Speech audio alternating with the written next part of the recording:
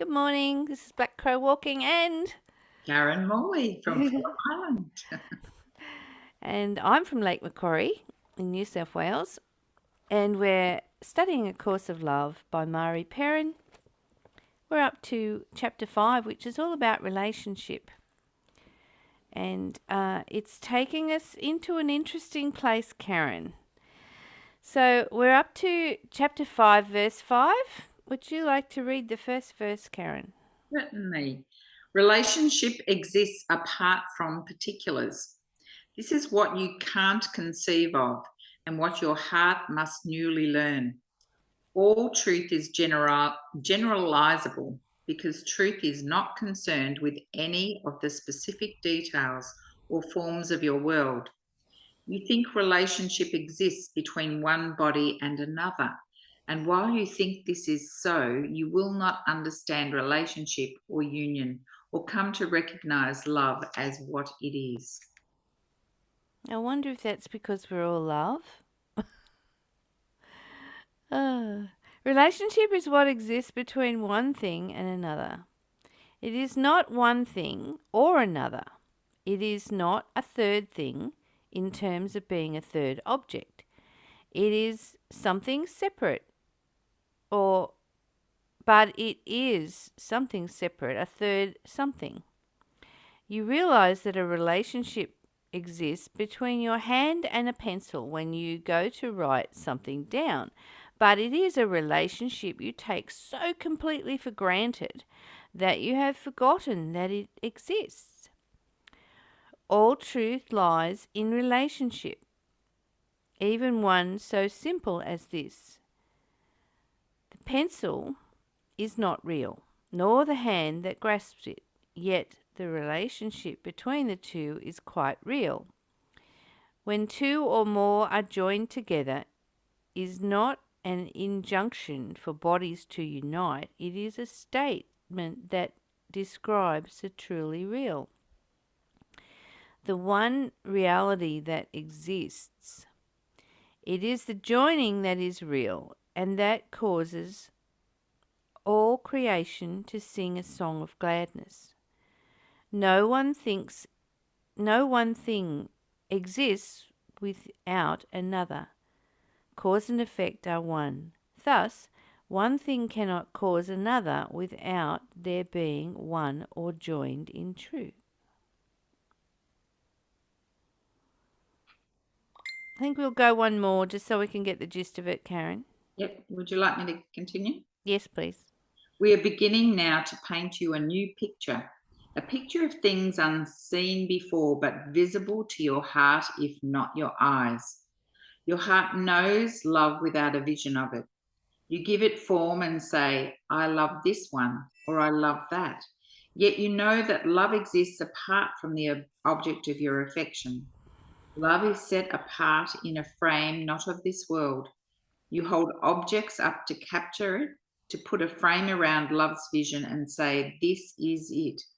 Yet once you have it captured and hanging for all to look at and behold, you realize this is not love at all. You then begin your building of dispensers, your evidence to cite, to say, yes, indeed, this is love, and I have it here. It hangs upon my wall, and I gaze upon it. It is mine to own and keep and cherish, as long as it is where I can look upon it. It is real to me, and I am safe.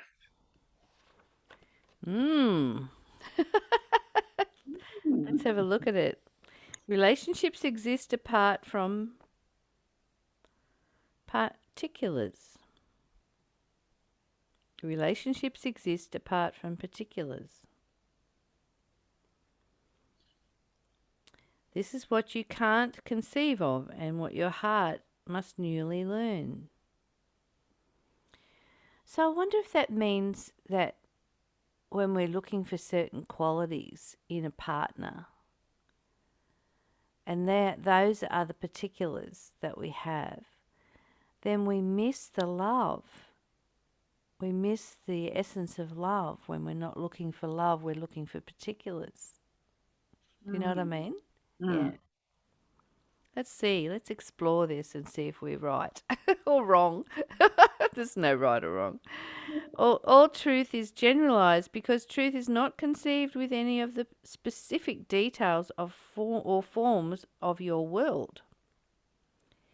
All truth is generalized. That's the key. Love is. It's not got what we put the labels on, you know. It's a generalized thing. Just because it's so big, it's in everything and everyone, that we can't put labels on it and say, well, that's what love looks like. This is love. Because everything is love. Mm. Pretty simple. You think relationships exist between one body and another, and while you think this is so, you will not understand relationship or union or come to recognize love as what it is. Mm. I think that goes along with what you were saying about being just narrowing it down and being specific. This is what I think love is, and you're narrowing it down to just your relationship with another person instead of the wholeness of it. It's not just that. That's just confining it. Mm, Um, it's not what it is. It's just it's just our construct of what we think it is. mm. And the egoic mind acts out and chucks a tantrum when it doesn't get what love looks like for it. You know, it doesn't get the specifics. If you loved me, you'd make my lunch. If you loved me, you'd do this. If you loved me, you'd do that. And that's the conditional love. I'm teaching that today at a retreat in Raymond Terrace. So I'm very excited to have it come up this morning in our little talk. Relationship is what exists between one thing and another. It is not one thing or another thing. It is not a third thing in terms of being a third object, but it is something separate, a third something. Mm. What do you think that means? What comes up for me is that it's not the two separate things, it is what lies between them. That is what relationship is, rather than often we will give it a title. My relationship with this other person, I will You mean confine like it to, wife? yeah, or a partner, or a son, or a daughter, or a friend, or we compartmentalize all these different people. But really, relationship is just in my, from reading this, what comes up is that the relationship is not those two people, it's the interaction, it's the essence of coming together just as two separate people, but it is an entity, not a object, but it is something. It's something that's created by you two coming together. Well, if we come back to the nitty gritty of it, Karen, we are just formless beings, aren't we? You know, we're formless. And everything is formless. Everything is formless. Everything is. I know that sounds weird. The table has the spirit of the tree in it. And the spirit of the tree is formless. And that table will always have the spirit of the tree in it. Mm. You know, we see the solid object and we label it a tree. But it is actually just like our bodies are 80% water. You know, they're plasma, they're energy, and science has proven that. So why do we think that a tree is solid? It's exactly the same. It is actually the spirit of the tree, the spirit of the water. So it's the same energy that's in the tree that's inside me and inside you and inside everything. Any energy is just energy. If we put it like that, if we say energy, it's easier to accept than the formless, you know. So I'm just energy experiencing, and I'm experiencing my energy in you and your energy in me. Yeah. It's Mm, it's mm. easier to understand when we use the word energy, eh?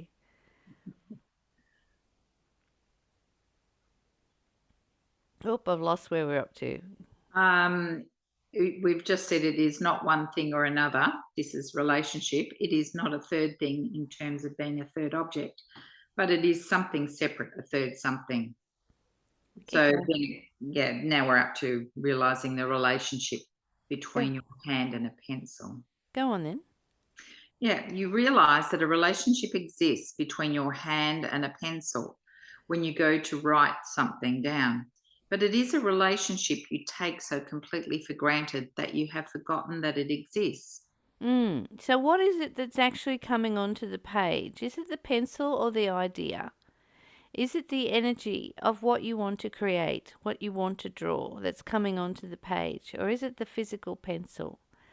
And there you have it. If the pencil had vast intelligence, which it probably does, it knows how to make a line. um, yeah, and so I had a minister once when I was a child. I was a Methodist child, and there's a label for you. And um, my minister said to me one day that to describe faith, he said he walked into a house and pulled the chair out and sat on the chair, and it collapsed underneath him. And he suddenly realized that he'd forgotten um, that a chair is capable of carrying a weight under certain circumstances. So he had put all his faith into thinking that that chair would hold him. He didn't go in thinking, well, is this chair going to hold me? I'll just test it. And we do the same when we pick up a pen or a pencil. We know that that pen and pencil possibly could make a mark on the page. Well, the pen's a bit more unreliable, isn't it? So we don't have faith in that pen being a constant in our life, a permanent thing. Whereas a pencil, if it's sharp, it will always make that line. So it's interesting how we forget when we're so used to doing something, opening the fridge door, expecting there to be stuff inside the fridge, and when there's not, and we know there should be, we get a shock.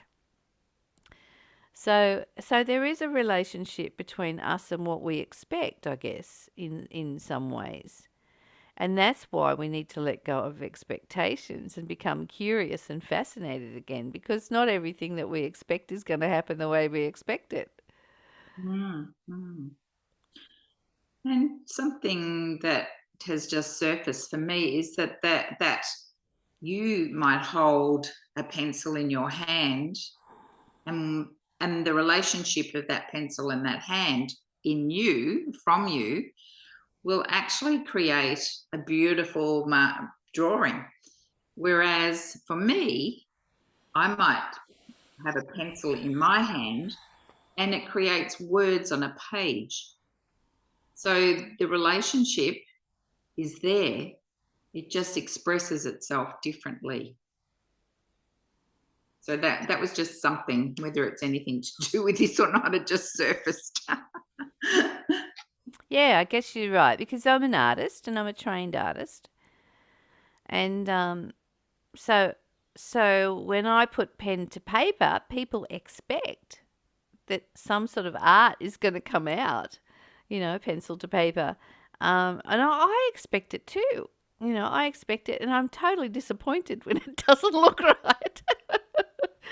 So yeah, the relation, and if the pencil isn't right, I have to go and sharpen it, or I have to dull it down, or whatever, and then I get another piece of cardboard and I make the pencil mark softer, or smudged out a bit.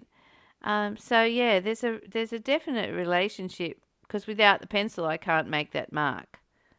So there is a relationship. Mm. All truth lies in relationship, even one so simple as this. The pencil is not real, nor the hand that grasps it. Yet the relationship between the two is quite real. So, being with my pencil in appreciation and gratitude might make my picture go right. And I must admit, I struggle with this one. The pencil is not real. And I think this goes back to A Course in Miracles as well. The pencil is not real, nor the hand that grasps it. So, what is real? Well, if you consider that the body is a vehicle, and the body can only be a vehicle while this energy system or this force, this life force or this formless being is inside it. If the formless being is vacated, then the body is no longer useful and it dies. And we try to keep it alive with machines when it doesn't want to be alive, you know. So it's not real. It's a vehicle that is impermanent. I think that's what it means, the impermanency of it. Mm-hmm. When Yep. two or more are joined together is not an injunction for bodies to unite. It is a statement that describes the truly real and only reality that exists. It's interesting because it reminds me of that verse in the Bible. Not that I'm a Christian or anything, but I have studied the Bible as a very unique and interesting book. And it has when two or three agree, so shall it be. So when two or more are joined together, when two or three agree, so shall it be. So that it creates an energy for creation when you put your energies together with another. And so it's not saying the physical bodies unite, it's saying the energy unites and then creation can happen. It is the joining that is real and the causes all creation to sing a song of gladness. No one thing exists without another. Mm-hmm. There we go. That's a huge statement. No one thing exists without another.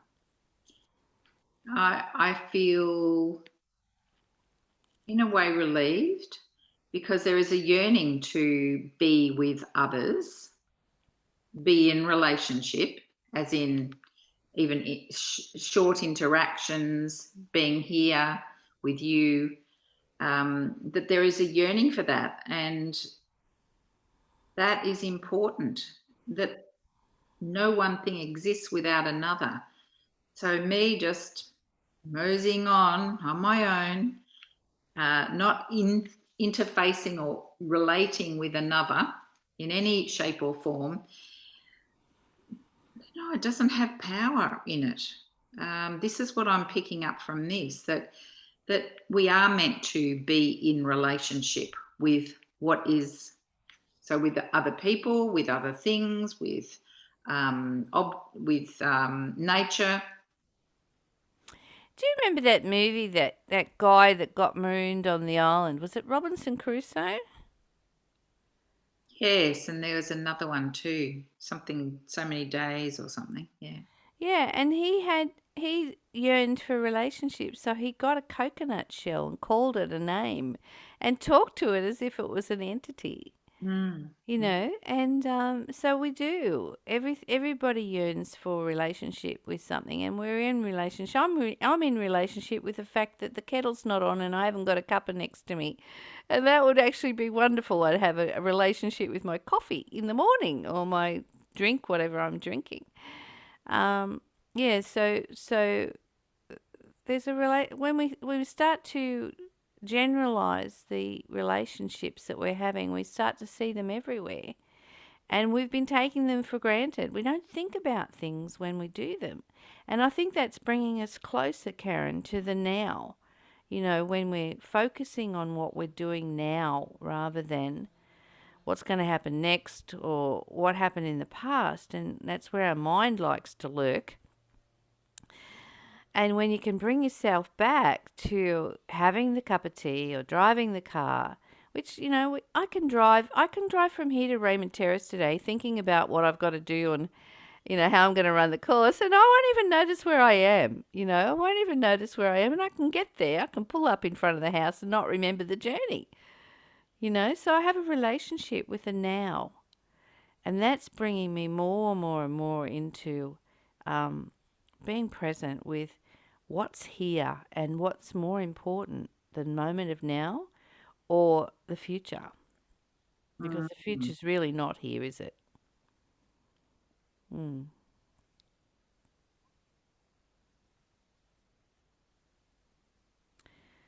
I've lost it again. Mm. Um, I think we've just covered. It is the joining that is real, and that causes all creation to sing a song of gladness. Gladness, yeah, yeah. And I'm glad. I'm glad when what my ridiculous thoughts are telling me is not true, you know? Yeah. Mm. So because I'm experiencing bodily dysfunction at the moment in my heart, my mind wants to tell me all these other things are wrong. And I can go into war, or I can simply put that in the background and say, not appropriate. I'm joining my mind with the mind of God, with the mind of love. I'm joining my will with the will of love, and my will is to be well at the moment. Um, so I'm glad when I realise that there's a cup of tea here and I can focus on that instead of these silly thoughts that are going around. No one thing exists without another. Cause and effect are one. Thus, one thing cannot cause another without their being one or joined in truth. We are beginning now to paint you a new picture, a picture of things unseen before, but visible to your heart, if not your eyes. Your heart knows love without a vision of it. You give it form and say, I love this one or I love that. Yet you know that love exists apart from the object of your affection. Mm. What's surfacing there for me is that often I might focus and say, yes, I love this, I love that. But that is so narrow, and that there is so much more. It is an all encompassing. I'm really defining it very narrowly, where it is so huge and it is all encompassing.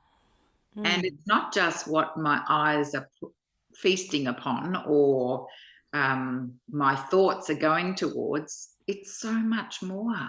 And it mm, exists beyond my eyes and my thoughts.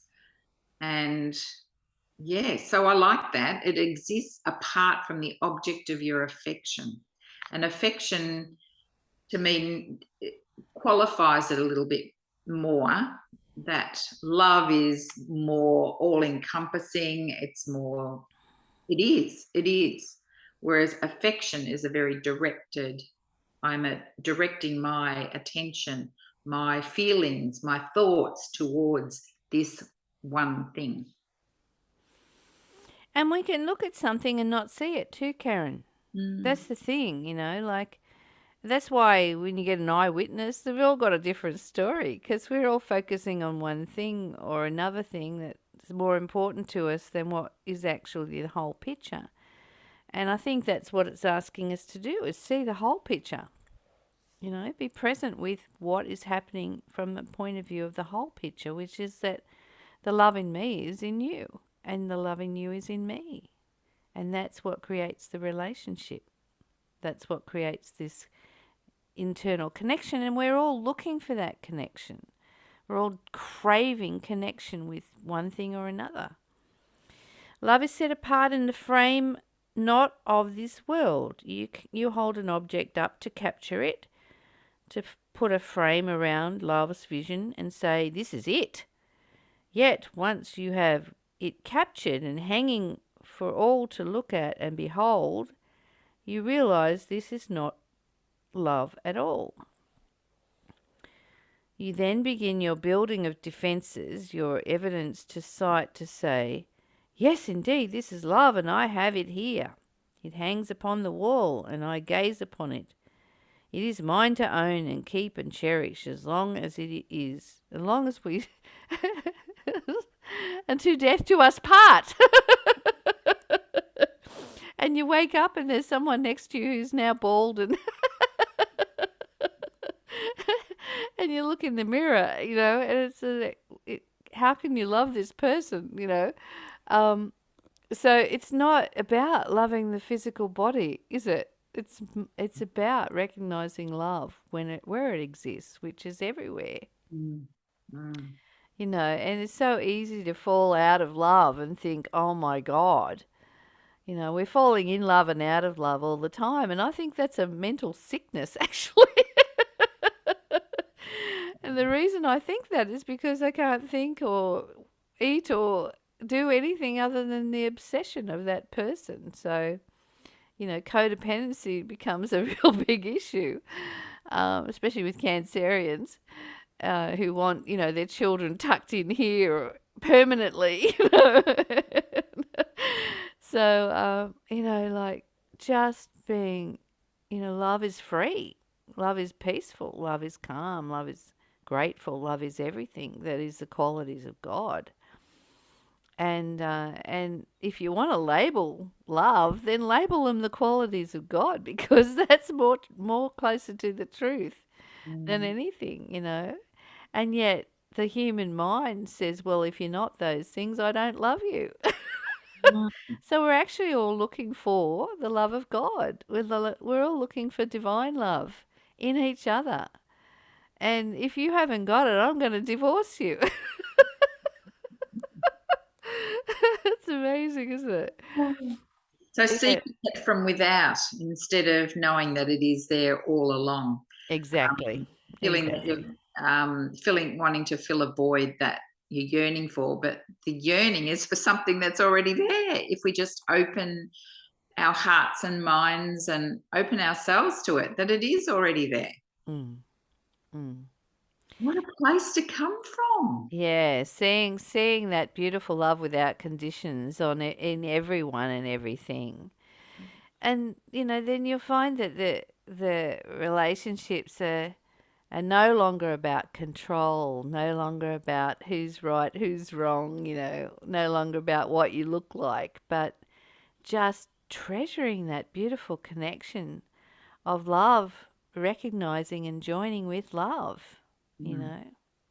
And I'm hearing more and more this word joining as we're studying this book. So I'm exploring, what does it mean to join? What does it mean? Are they using joining as the as the word connection, that we're all seeking? Are we seeking this connection, and is that the joining? Hold this space. Come with us on this journey and find out. Yes, indeed. Then you begin your building of defences, your evidence to cite to say, yes, indeed, this is love, and I have it here. It hangs upon the wall, and I gaze upon it. It is mine to own and keep and cherish as long as it is where I can look upon it. It is real to me, and I am safe. And there's the illusion again, Karen. Mm. We so want to be safe, don't we? We want your love to be safe, And Yeah. there's no such thing as safe. It's just an illusion, and it's, I think when we're doing that, we're forgetting that we are the divine creator, and we're creating everything we experience. And why are we doing that? What is it that we're doing that for? Are we doing it because we think we need a lesson? God doesn't think you need a lesson. Love thinks that you are perfectly wonderful. Love thinks you are love, and doesn't see the need to control. It doesn't see the need to make you different to fit into my box. It doesn't do that. Love sees love. It doesn't see faults. It doesn't see blemishes. It doesn't see weight. It doesn't make you feel unsafe. you know, because we're always safe in love. The love is inside us. And recognizing that in another is a gift. It's an absolute gift. I don't know where this came from, but it surfaced, and it was like a colander. So there's a container that is us, and in this container in a colander there are lots of holes, and I feel that those holes, constantly trying to plug them to have that illusion of safety. But whereas we are actually we are a solid bowl.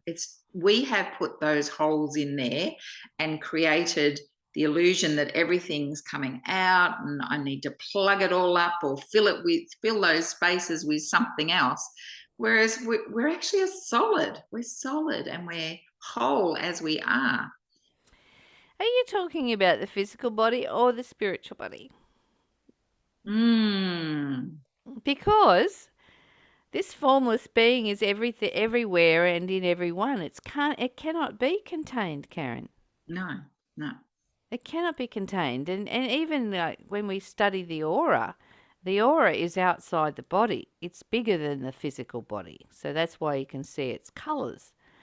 But if I expand my energy out into the room, I can fill the whole room up.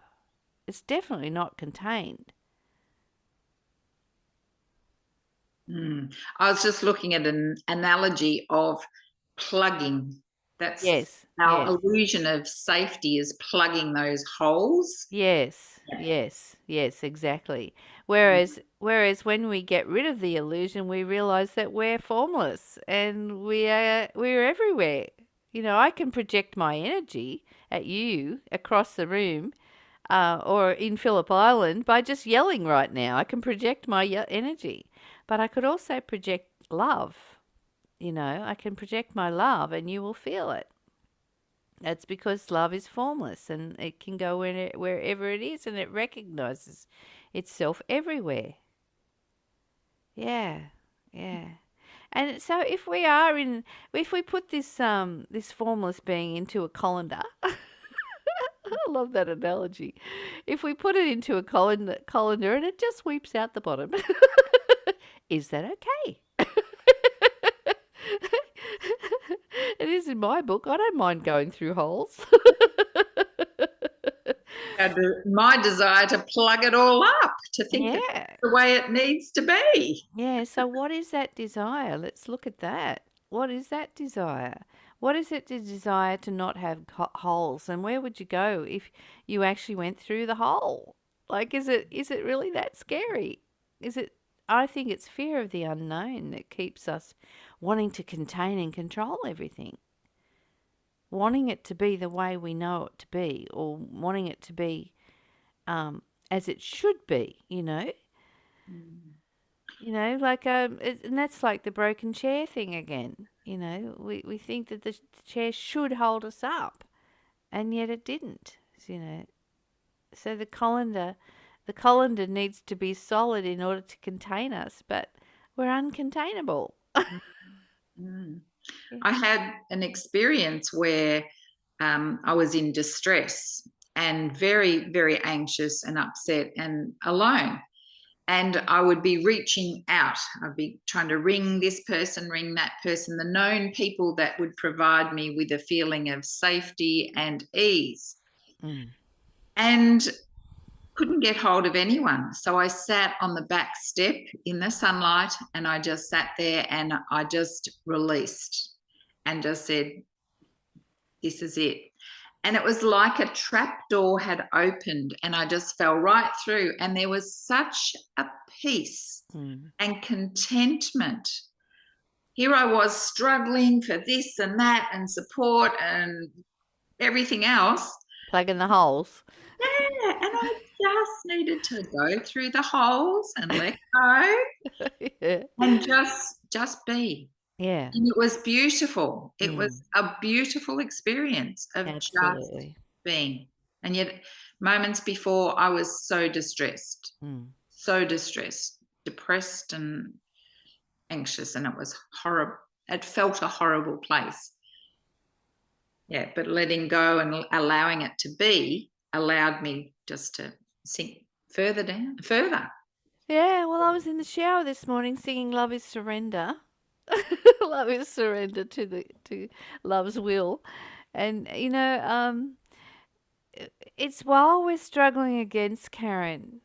It's the struggle against that stops us from experiencing the beauty of what it is to surrender and accept what is. And it's just that it's once again fear. Fear is holding us. Fear of the unknown, of what's going to happen if I let go. What's going to happen if I fall through those colander holes? I'm going to use that as an analogy lots now. Yeah, Yeah. what's going to happen if I sit on the chair and it breaks? What's going to happen? You know?